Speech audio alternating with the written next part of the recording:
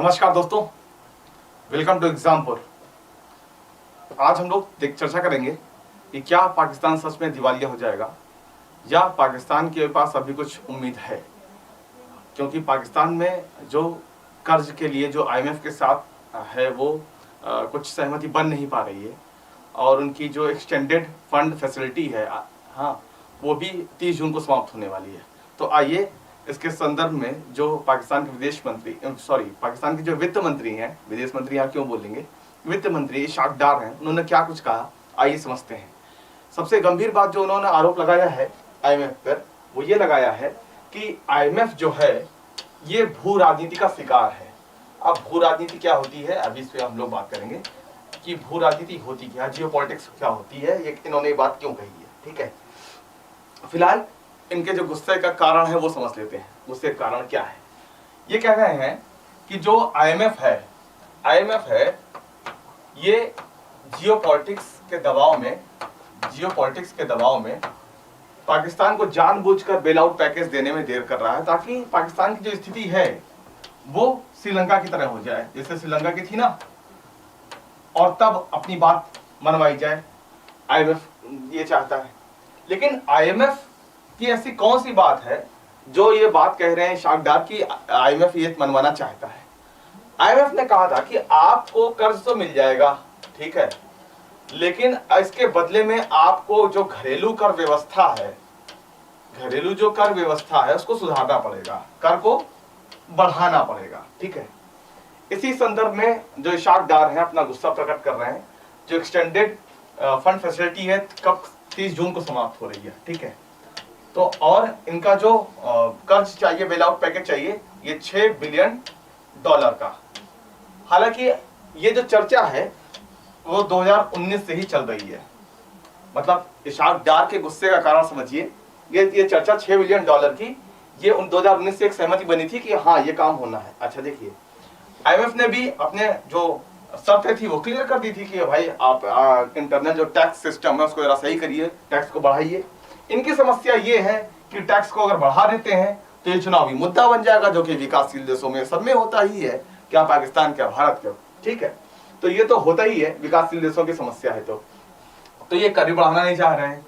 ऊपर से फिर आईएमएफ ने कहा कि इसकी गारंटी के लिए क्या बात की, तो गारंटी के लिए बात की तो क्या हुआ कि जो $3 बिलियन की जो गारंटी है वो इनके मित्रों ने दे दी। मित्र कौन, तो चीन,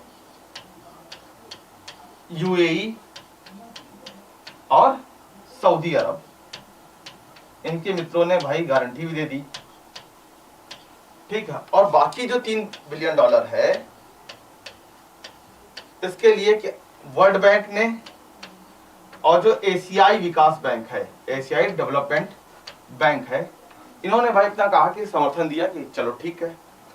अब इनका गुस्सा इसलिए और बढ़ता जा रहा है कि इन सब के बावजूद अभी कोई सहमति नहीं बन पाई है, जबकि आईएमएफ और पाकिस्तान के बीच में इनके बेल आउट की जो समीक्षा है वो अभी 9 बार हो चुकी है समीक्षा। तो अब इनका कहना है कि भाई ये जो आईएमएफ इतना देर लगा रहा है, इतनी देरी कर रहा है, वो जानबूझ के कर रहा है और जियोपॉलिटिक्स से प्रभावित होकर के। अब जियोपॉलिटिक्स इसमें कहां से आ गई, जरा उसको समझिए। जियोपॉलिटिक्स का इनका क्या आशय है, देखिए जैसा कि आप सभी को पता है कि ये जो अंतर्राष्ट्रीय संगठन है, वो वर्ल्ड बैंक हो, वो आईएमएफ हो, कुछ भी हो, ये सब पश्चिमी देशों, खासतौर से यूएसए, यूके, इनके प्रभाव में चलती है, फ्रांस, इनके प्रभाव में चलती है। इनका जो निशाना है वो कहीं ना कहीं इंडिया को लेकर के भी है। इनकी कोई समस्या है तो ये जब तक उसको इंडिया से नहीं जोड़ते हैं इनका मन नहीं भरता है। तो इनका कहने का मतलब है कि इंडिया और अमेरिका के जो संबंध जिस तरीके से आगे बढ़ रहे हैं वो कहीं ना कहीं इसको प्रभावित कर रहे हैं। ऐसा इनका सीधे तौर पर इन्होंने नहीं कहा, नाम किसी का नहीं लिया, लेकिन इन्होंने जो जियोपॉलिटिक्स वाली बात कही उसका मतलब तो भाई यही निकलता है ना। ठीक, आगे इन्होंने अपनी सफाई में और भी क्या कहा, एक्चुअली में इन्होंने क्लियर किया कि भाई जो टैक्स क्यों नहीं बढ़ा रहे हैं, इसके विषय में सबसे इन्होंने जो गंभीर बात कही वो ये कही कि भाई जो आईटी सेक्टर है, एग्रीकल्चर सेक्टर है, जो इनका आईटी सेक्टर है, जो कृषि क्षेत्र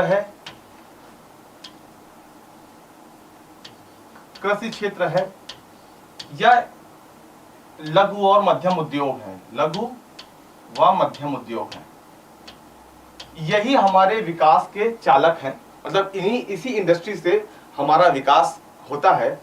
और इसी पर टैक्स कैसे बढ़ा दें हम, इस पर अगर हम टैक्स बढ़ा देंगे तो फिर हमारे विकास का क्या मतलब है। हाँ, और छूट भी हमने इस संदर्भ में दी है कि अभी ये इस वित्तीय वर्ष में ये $2.5 अरब उसके बाद $4.5 अरब का हमें राजस्व प्राप्त होगा। तो इस संदर्भ में इन्होंने अपने जो कर को नहीं बढ़ाने को जस्टिफाई किया है, जबकि जो आप देखेंगे IMF और पाकिस्तान के बीच में फंसेगा मामला तो यहीं पर आगे फंसेगा टैक्स को लेकर के। इसके देखिए जो ये वित्त मंत्री साहब हैं, ये एक तीर से कई निशाना साध रहे हैं। क्या चुनाव का भी मामला बन रहा है। अब चुनाव का क्या मामला है, ये अपने जो घरेलू नागरिक हैं, मतलब उनको बताना चाह रहे हैं कि टैक्स बढ़ाने की हमारे पास कितनी बड़ी मजबूरी है। एक तो ये हित साधन का काम कर रहे हैं और इनको ये भी कह रहे हैं कि भाई हम देखिए क्या क्या प्रयास कर रहे हैं, अगर चुनाव में जाते भी हैं तो उसमें नुकसान ना हो इस टैक्स बढ़ाने का। तो इन्हीं सब से एक साथ एक तीर से कई निशाने साधे जा रहे हैं यहाँ पर।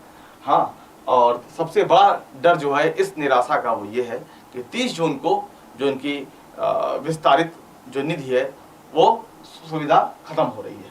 ठीक है, तो इस खबर पे नजर तो बनाए रखनी ही पड़ेगी, है ना, वरना जो स्थिति श्रीलंका की हुई है वो पाकिस्तान की भी होगी। तो कहीं ना कहीं इसका असर हम पे भी आएगा, हम चाहें ना चाहें इसका असर हम पे भी आएगा। तो एक सुरक्षित और एक स्थिर पाकिस्तान हमारे हक में है। क्यों मैं ऐसा कह रहा हूँ, मैं ऐसा इसलिए कह रहा हूँ कि चुनाव के समय, जैसे चुनाव भी आने को है, चुनाव के समय में इस मुद्दे से ध्यान भटकाने के लिए इनकी आतंकवादी गतिविधियां जो है उसमें बढ़ोतरी हो सकती है। तो इसीलिए एक स्थिर पड़ोसी बहुत जरूरी है, इनकी यहाँ पे स्थिरता बहुत जरूरी है। ठीक है, तो इसलिए ये स्थिर बने रहे तो बढ़िया है ना। चलिए, सूचना ये है कि दिल्ली पुलिस का जो ये बैच है, आपके जो हित मित्र दोस्त यार रिश्तेदार जो भी हो, भाई बंधु, अगर कोई पुलिस की तैयारी कर रहे हैं तो दिल्ली पुलिस में आपको बता दूं 7,500 से अधिक पद आ रहे हैं। और इसके लिए जो बैच स्टार्ट हो रहा है 18 जून को सुबह 10:50 पर, तो कल 18 जून को 10:50 पर जुड़ना ना भूलें आप लोग। ठीक है, और वर्दी अगर आपकी सपनों का क्षेत्र है, सपने देखते हैं वर्दी के लिए, तो जरूर इस बैच को ज्वाइन करिए। यहाँ आपको कंप्लीट कोर्स मिलेगा और इतना ही नहीं, आपको करीब 700 से 800 बढ़िया क्लासेस मिलेंगी, PDF मिलेगा, प्रैक्टिस सेट मिलेगा, सब कुछ बढ़िया से मिलेगा। एक एक टॉपिक पर आपको बेहतरीन जो समझ बनाई जाएगी। ठीक है, तो एक बार जरूर कल जुड़िए 10:50 पर, समय का विशेष ध्यान रखिए। ठीक है, इस सत्र को विराम देता हूं, आपसे मिलेंगे अगले सत्र में। बहुत बहुत धन्यवाद।